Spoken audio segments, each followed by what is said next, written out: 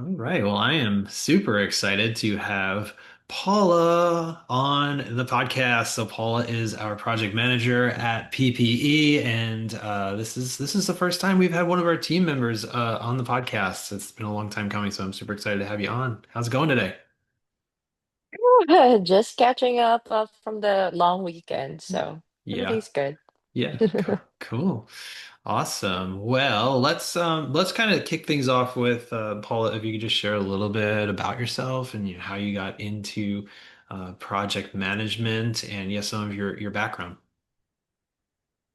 Well, I studied in the Philippines before as a nurse, and then when I moved here into the United States, I found out that I love technology.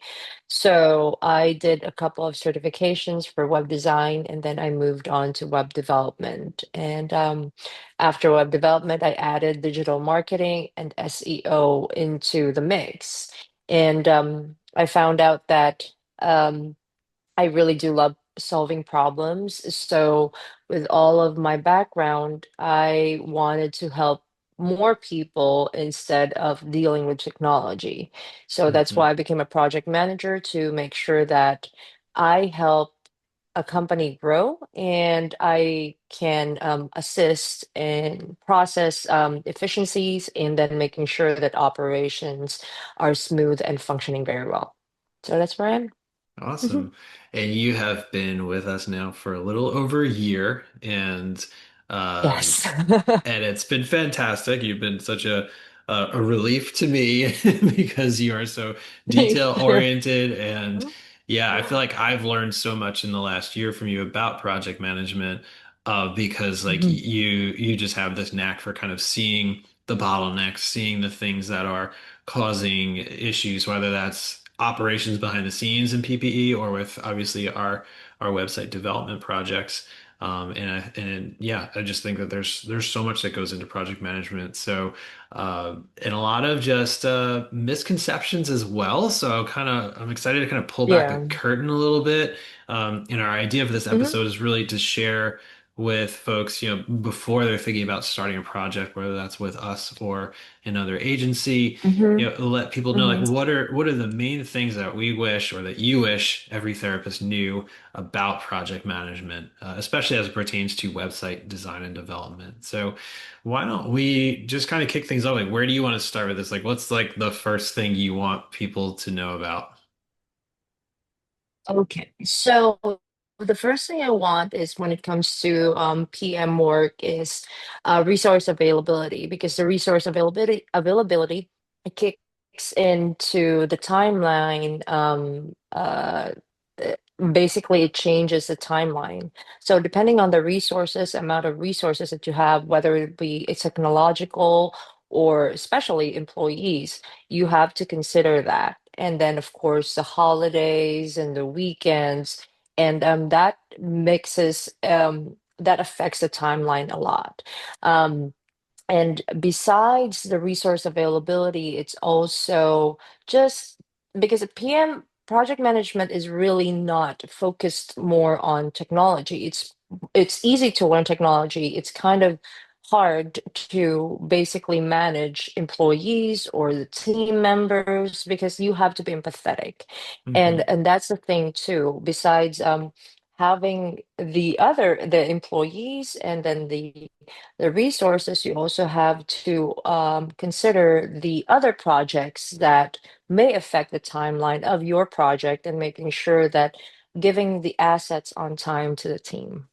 So that's Yeah. the first thing Yeah, I I want know. everybody to learn. Yeah. Yeah. The timeline calculation, I think, is it's probably one of the first things that people are thinking about. And even like before we sign off on a project, clients are always like, okay, how long is it going to be until my website is launched?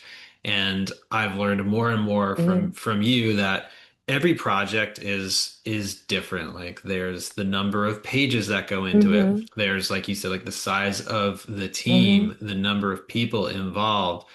Yeah. And there's a lot that go into the Hmm. project. And so, we've learned that we don't make guarantees on launch dates or anything Hmm. until you have been able to calculate that timeline. And Hmm. it seems like really the focus is getting to a sitemap. And a sitemap is really what Yes. helps the client understand the scope of what we're doing, because you might say, Mm-hmm. oh, it's going to be a 10 to 15 page website. But once you have that Mm-hmm. map, you can see, okay, there's 15 pages. There's maybe 10 of those pages are service pages because of it's a group practice, and so there's a lot of Mm-hmm. work that goes into those service pages. There's the Mm-hmm. holidays, there's giving buffer times too, so that we Yes. make Yeah. sure that we account for things, unforeseen, things happen. Mm-hmm. So I think Yeah. that that's been a really, I've enjoyed seeing like that get a little more concrete because it's always been kind of nebulous for me. I'm like, I don't know when the website's going to go live because this, Yeah. I don't know the future. Like surely there's like a ballpark that we shoot for. Um, Mm-hmm. but yeah, there's a lot that goes into calculating that. Yes. I think the best way for any project to be calculated right now, we're using beta distribution on Google Sheets. Well, in fact, there's other tools, but it's easier to use beta distribution because the formula is easier to manipulate in Google Sheets. And it has worked quite well with us. A lot of our projects have launched like a month earlier and or a week earlier. Sometimes we do get pause before we launch because of external factors. But Yeah. everything else looks great and I Yeah. love it. Yeah. Define beta Yeah. distribution for those who don't know what that is. So beta so beta distribution is basically just like a different tool for calculation. It is, I actually forgot the formula to that, but I know the constant is, oh, wait, okay, now I remember. It's optimistic, pessimistic, and realistic. So you have to calculate all of those with a constant number of multiplied by four and then divided by, I think, divided by all those three factors. Hmm. Um, and I'm happy to share that with everybody because that is not only for any web development, it's also in all of our projects that even what we do at home, like plumbing or Hmm. anything. I Yeah. sometimes use that when it comes to like even vacation days. Yeah. I love that. It's very like Yeah. it's technical, but it's really helpful. So it sounds like you're based on all the factors and resources and things, you're calculating like what's the optimistic launch Mm. date. Let's just use our Hmm. website development as our example. Like what's the optimistic launch date? What's the second? What'd you say the second one was? Realistic. Realistic launch date and then the Yeah. pessimistic launch date. And Hmm. typically when we say like, hey, here's our timeline for your project, we're mostly sharing like the pessimistic or maybe realistic Hmm. because we don't people can get really hung up on like, but you said it's going to be live at this time and it's not so much about we didn't do what we needed to do. It's just that there's all these external factors and things that can come into Hmm. play, and so we are very conservative when we share those Hmm. timelines because we want to make Hmm. sure that everybody, feels comfortable about where we are. And, we also don't want our team rushing to try to get something done that's not going to be Yes. high quality just because we Yes. put out a launch date that wasn't well calculated. Yes, and sometimes I even add 5 business days as contingency, depending on how Yeah. responsive the client is, Yeah. because like sometimes you just need that. Yeah, Hmm. yeah, absolutely. That's a factor right there. Like how responsive are you to giving feedback? Because if it's going to be 4 days in between each email or Hmm. comment to the client, that is a factor. So Yes. awesome. Okay, so the first thing we're talking about is like how things are calculated. What's the Mm-hmm. second thing that you want folks to know about what you do with website development project management? The revisions. So when it comes to revisions, when we push out like maybe a sample or a draft of the website, it doesn't necessarily need to be correct right away because we do have a pre-launch checklist as well. Because if we go through every single minute detail, even for a period and a comma, which is grammatical, that's perfectly fine. But if it gets a little bit too excessive, more than like two or three, it will tend to cause a bottleneck Hmm. because we also have our resources also need to be in different projects. So Yeah. it's just a consideration of revisions, honestly. Yeah. Yeah, yeah, and yeah, that can be a huge delay of things, and we've certainly seen that. And Mm-hmm. yeah, typically what we do is we have two rounds of revisions on, let's say it's, design comp. So you Mm-hmm. see a design, you provide your feedback, and then we make those changes, and then you review it again and you sign off on it. And so Mm-hmm. if kind of like what you're saying, so if you're looking at those design comps and you're like, okay, I need a week and I need to like edit the copy and I need to like add, period here and move this and move that. Like Mm-hmm. we want to have attention to detail, yes, but if you're getting too deep into that stuff, that can really hold things up. And Yes. typically what we do for our process, and correct me if I'm wrong, like once you sign off on the design, like we're really focused on like this is really the look and feel, the buckets and the Mm-hmm. layout of the pages. But then there's a whole other, Mm-hmm. round of revisions when we're going through the functioning website. So, a lot of people can get hung up, it seems, on when they look at the design, they want it like totally pixel perfect and every photo, Mm-hmm. every comma, in the right place. Not everybody, but Yeah. some people.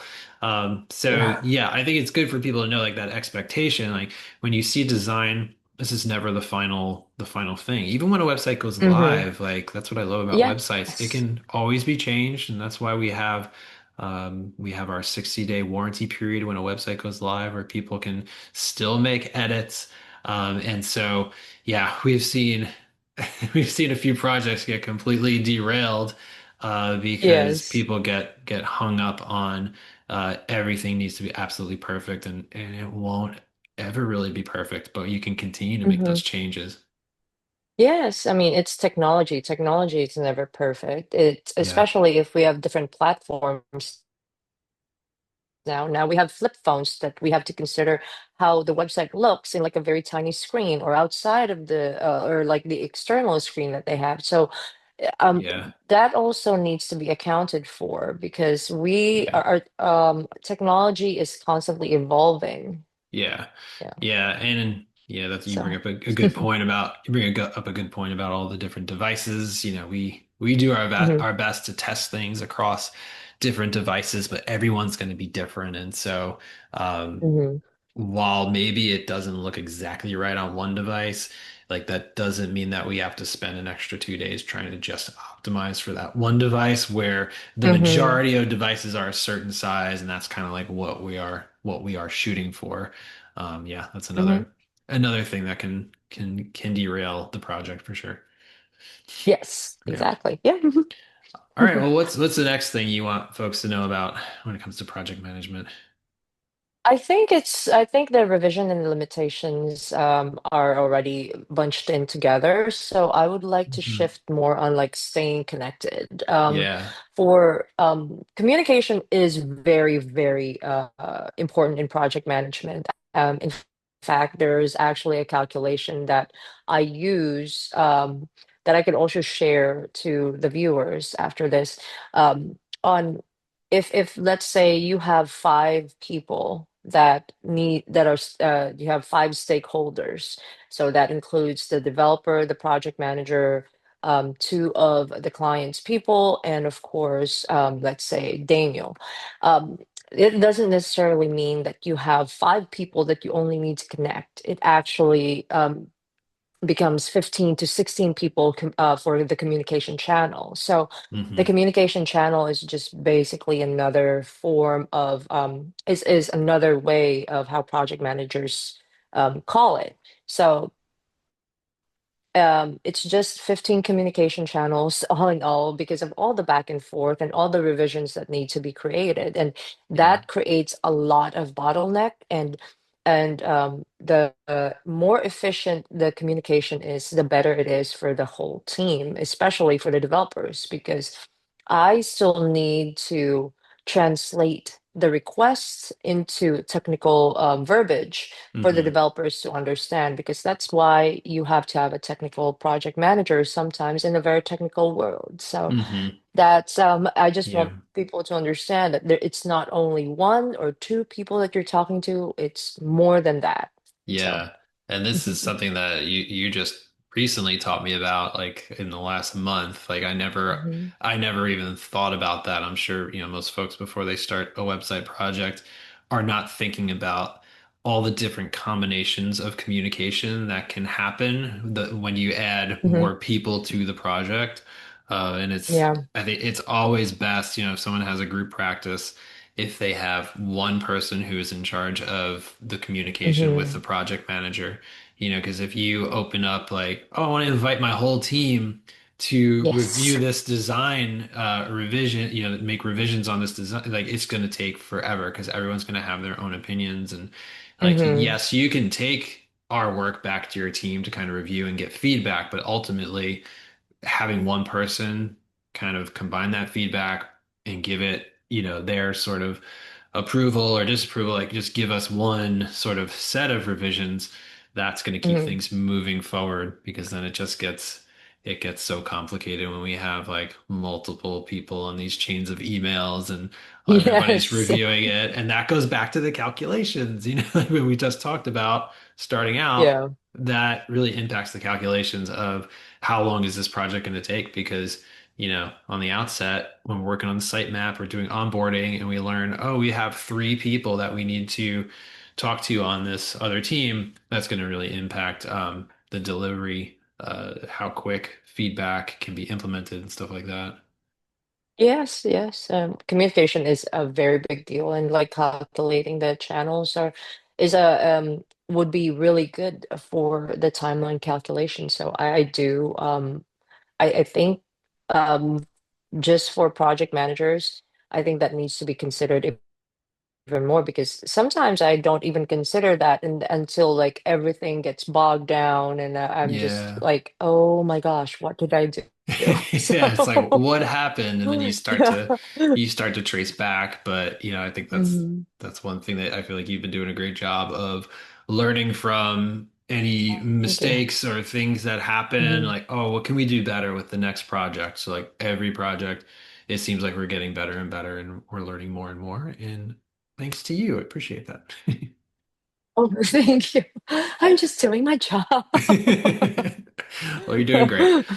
Well, Thank you. is there anything else that you want folks to know about project management and kind of what to expect from a website development project? I like this just came to my mind. The best thing would be calculating the lessons learned. Mm, Um, Not calculating or documenting. Documenting lessons learned would be very beneficial to both parties, whether the client or the dev team, because if we don't have that, we're gonna do that again the next time. We're gonna yeah, make the same mistake. So yeah. that's it.